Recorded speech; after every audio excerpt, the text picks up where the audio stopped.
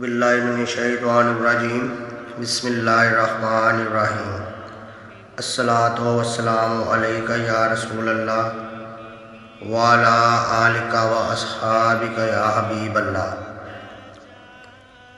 حضرت محمد صلی اللہ علیہ وآلہ وسلم آپ کا ستارہ چمکا اور ایران کے بادشاہ نوشیروان کے محل میں شگاف۔ سیرت النبی باب نمبر 5۔ السلام علیکم محترم ناظرین اکرام، آج آپ کے ساتھ نبی کریم صلی اللہ علیہ وآلہ وسلم کا ستارہ چمکا اس کے سلسلہ میں آپ سے بیان کروں گا، اور یہ بہت ہی پیاری ویڈیو ہونے والی ہے۔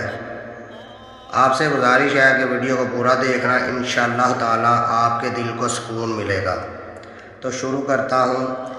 ملک شام کا ایک یہودی ایس مکہ سے کچھ فاصلے پر رہتا تھا۔ وہ جب بھی کسی کام سے مکہ آتا، وہاں لوگوں کو ملتا اور ان سے کہتا، بہت قریب کے زمانے میں تمہارے درمیان ایک بچہ پیدا ہوگا، سارا عرب اس کے راستے پر چلے گا، یہی اس کا زمانہ ہے، جو اس کی نبوت کے زمانے کو پائے گا اور اس کی پیروی کرے گا، وہ اپنے مقصد میں کامیاب ہوگا۔ جس خیر اور بھلائی کی وہ امید کرتا ہے، وہ سب اس کو حاصل ہوگا، اور جو شخص اس کی نبوت کا زمانہ پائے گا مگر اس کی مخالفت کرے گا، وہ اپنے مقصد اور آرزوؤں میں ناکام ہوگا۔ مکہ معظمہ میں جو بھی بچہ پیدا ہوتا، وہ یہودی اس بچے کے بارے میں تحقیق کرتا اور کہتا، ابھی وہ بچہ پیدا نہیں ہوا ہے۔ آخر جب نبی کریم صلی اللہ علیہ وآلہ وسلم دنیا میں تشریف لائے تو حضرت عبد المطلب رضی اللہ عنہ اپنے گھر سے نکل کر اس یہودی کے پاس پہنچے۔ اس کی عبادت گاہ کے دروازے پر پہنچ کر انہوں نے آواز دی۔ ایس نے پوچھا، کون؟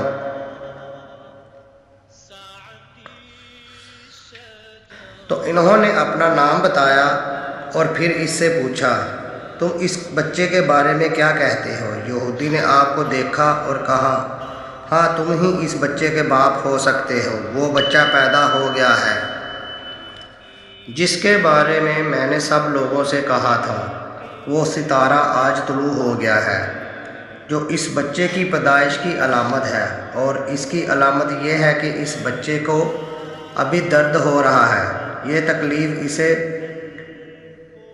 3 دن تک رہے گی، اس کے بعد یہ ٹھیک ہو جائے گا۔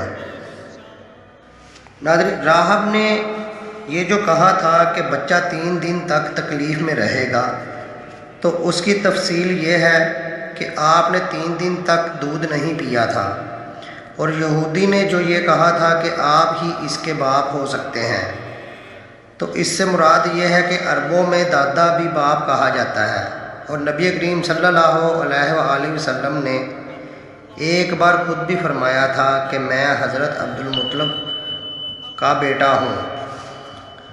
یہودی نے حضرت عبد المطلب سے یہ بھی کہا تھا، اس بارے میں اپنی زبان بند رکھیں، یعنی کسی کو کچھ نہ بتائیں، ورنہ لوگ اس بچے سے زبردست حسد کریں گے، اتنا حسد کریں گے کہ آج تک کسی نے نہیں کیا، اور اس قدر مخالفت ہوگی کہ دنیا میں کسی اور کی اتنی مخالفت نہیں ہوئی۔ پوتے کی یہ بات سن کر حضرت عبد المطلب نے ایس سے پوچھا، اس بچے کی عمر کتنی ہوگی؟ یہودی نے اس سوال کے بعد جواب دیا، اگر اس بچے کی طبی عمر ہوئی تو بھی 70 سال تک نہیں ہوگی، بلکہ اس سے پہلے ہی 61 یا 63 سال کی عمر میں وفات ہو جائے گی، اور اس کی امت کی عمر بھی اوسطاً اتنی ہی ہوگی۔ اس کی پیدائش کے وقت دنیا کے بت ٹوٹ کر گر جائیں گے۔ یہ ساری علامات اس یہودی نے گزشتہ انبیاء اکرام کی پیش گوئیوں سے معلوم کی تھی، اور سب کی سب بالکل سچ ثابت ہوئیں۔ قریش کے کچھ لوگ عمرو بن نفیل اور عبداللہ بن حجش وغیرہ ایک بت کے قریب جایا کرتے تھے۔ یہ اس رات بھی اس کے پاس گئے جس رات نبی کریم صلی اللہ علیہ وآلہ وسلم کی پیدائش ہوئی۔ انہوں نے دیکھا وہ بت اوندے منہ گرا پڑا ہے۔ ان لوگوں کو یہ بات بری لگی، انہوں نے اس کو اٹھایا اور سیدھا کر دیا، مگر وہ پھر الٹا ہو گیا۔ ان لوگوں کو بہت حیرت ہوئی، یہ بات بہت عجیب لگی۔ تب اس بت سے آواز نکلی، یہ ایک ایسے بچے کی پیدائش کی خبر ہے جس کے نور سے مشرق اور مغرب میں زمین کے تمام گوشے منور ہو گئے ہیں۔ بت سے نکلنے والی آواز نے انہیں اور زیادہ حیرت زدہ کر دیا۔ اس کے علاوہ ایک اور واقعہ پیش آیا کہ ایران کے شہنشاہ نوشیروان کا محل ہلنے لگا اور اس میں شگاف پڑ گیا۔ نوشیروان کا یہ محل نہایت مضبوط تھا۔ اس واقعے سے پوری سلطنت میں دہشت پھیل گئی۔ شگاف پڑنے سے خوف ناک آواز بھی نکلی۔ محل کے 14 کنگرے ٹوٹ کر نیچے گر گئے۔ آپ کی پیدائش پر ایک واقعہ یہ آیا کہ فارس کے تمام آتش کدوں کی وہ آگ بجھ گئی جس کو وہ بجھنے نہیں دیا کرتے تھے۔ جب ان کی آگ بجھی تو وہ آگ بجھنے والوں میں رونا پٹنا مچ گیا۔ نوشیروان کو یہ تمام اطلاعات ملی تو اس نے ایک آنن کو بلایا۔ اس نے اسے اپنے محل میں شگاف پڑنے اور آتش کدوں کی آگ بجھنے کا واقعہ سنا کر پوچھا کہ ایسا کیوں ہو رہا ہے۔ وہ کانن خود تو جواب نہ دے پا سکا۔ اس نے کہا اس کا جواب میرا ماموں دے سکتا ہے، اس کا نام ستی ہے۔ نوشیروان نے کہا ٹھیک ہے، تم جا کر ان سوالات کا جواب لے کر آؤ۔ وہ گیا اور اپنے ماموں ستی سے ملا، اسے سارے واقعات سنائے۔ اس نے سن کر کہا ایک عصا والے نبی ظاہر ہوں گے جو عرب اور شام پر چھا جائیں گے، اور جو کچھ ہونے والا ہے ہو کر رہے گا۔ اس نے یہ جواب نوشیروان کو بتایا۔ اس وقت نوشیروان نے دوسرے کانوں سے بھی معلومات حاصل کر لی تھی، چنانچہ یہ سن کر اس نے کہا تب پھر وہ وقت آنے میں دیر ہے، یعنی میرے بعد ان کا غلبہ ہوگا۔ پیدائش کے 7ویں دن حضرت عبدالمطلب نے آپ کا حقیقہ دیا اور آپ کے نام مبارک محمد رکھا۔ عربوں میں اس سے پہلے یہ نام کسی کا نہیں رکھا گیا تھا۔ قریش کو یہ نام عجیب سا لگا، چنانچہ کچھ لوگوں نے حضرت عبدالمطلب سے کہا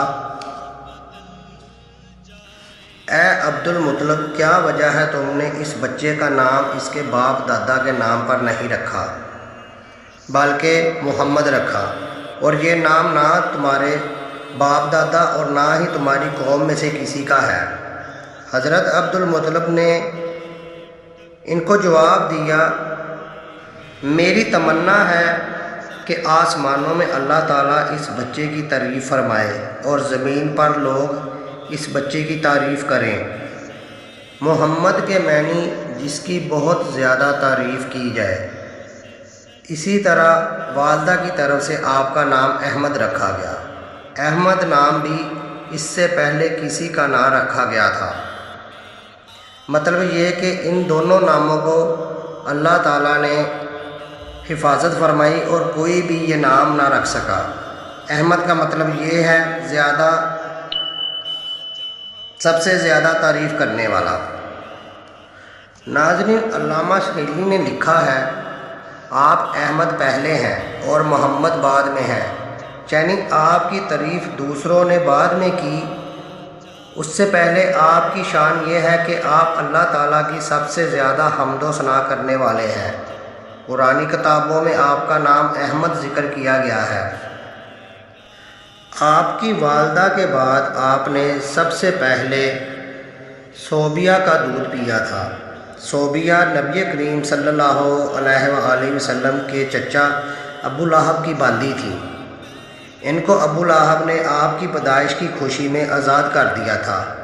صوبیہ نے آپ کو چند دن دودھ پلایا تھا، پھر دودھ پلانے کی باری حضرت حلیمہ سعدیہ رضی اللہ تعالیٰ عنہا کی آئی۔ آپ کی والدہ نے آپ کو صرف 9 دن دودھ پلایا۔ حضرت حلیمہ سعدیہ رضی اللہ تعالیٰ عنہا اپنی بستی سے روانہ ہوئیں۔ ان کے ساتھ ان کا دودھ پیتا بچہ اور ان کے شوہر تھے۔ حضرت حلیمہ سعدیہ رضی اللہ تعالیٰ عنہا دوسری عورتوں کے بعد مکہ میں داخل ہوئیں۔ ان کا کھچر بہت کمزور اور مریل تھا، اس کے ساتھ ان کی کمزور بوڑھی اونٹنی بھی تھی، وہ بہت آہستہ چلتی تھی، اس لیے حضرت حلیمہ سعدیہ رضی اللہ تعالیٰ عنہا قافلے سے بہت پیچھے رہ جاتی تھیں۔ اس وقت بھی ایسا ہی ہوا تھا، وہ سب سے آخر میں مکہ میں داخل ہوئیں۔ ناظرین اکرام، امید ہے کہ یہ ویڈیو آپ کو بہت پسند آئی ہوگی۔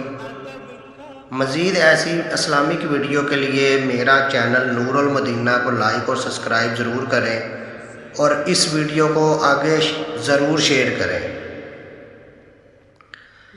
اور انشاءاللہ اگلی ویڈیو میں دیکھیں گے اور میں سارا آپ سے بیان کروں گا کہ حضرت حلیمہ سعدیہ رضی اللہ تعالیٰ عنہا کس طرح نبی کریم صلی اللہ علیہ وآلہ وسلم نے اپنا بچپن ان کی گود میں گزارا۔